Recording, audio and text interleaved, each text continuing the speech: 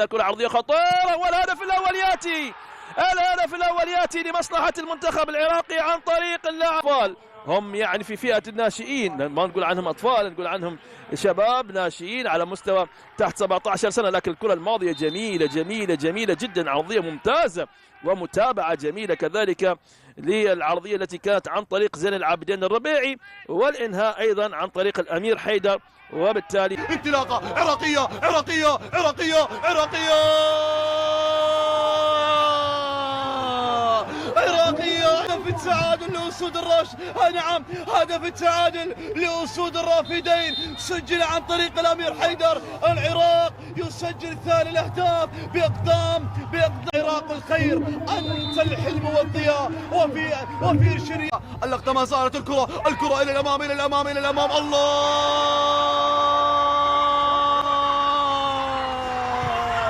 يا عراق يا الأمير حيدر، أتى بثالث ماضية. لاحظ ثالث الأهداف، ريمونتادا عراقية بطريقة خيالية خيالية خيالية، ريمونتادا عراقية بطريقة خيالية خيالية خيالية. عالمي يا عراق، عالمي يا أسود الرافدين، عالمي يا أصحاب الزي الأبيض. الله عليك يا عراق، الله على هذه الفرحة. ريمونتادا حيدر، أنت أمير أنت أمير أنت أمير.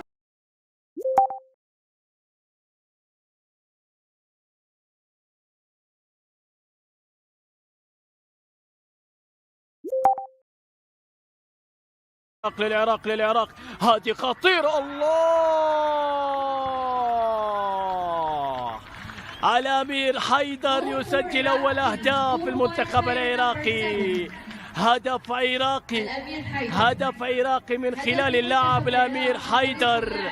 نعم هدف عراقي هنا يأتي عند الدقيقة 20.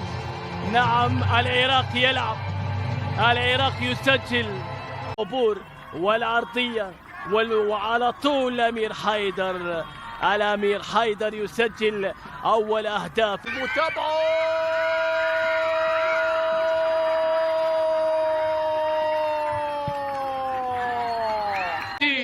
هذه الكرة اللي ارتدت، والأمير حيدر يا حيدر آسد قادر أن يتصدى، قادر أن يتصدى لكرة الأمير. هنا الكرة، هنا اللقطة، راح على نفس الزاوية، راح على نفس الزاوية. أسد يعيش.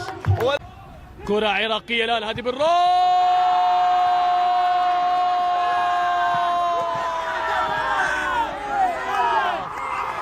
أتى الهدف العراقي من الأمير حيدر، الفتى الذهبي للمنتخب العراقي.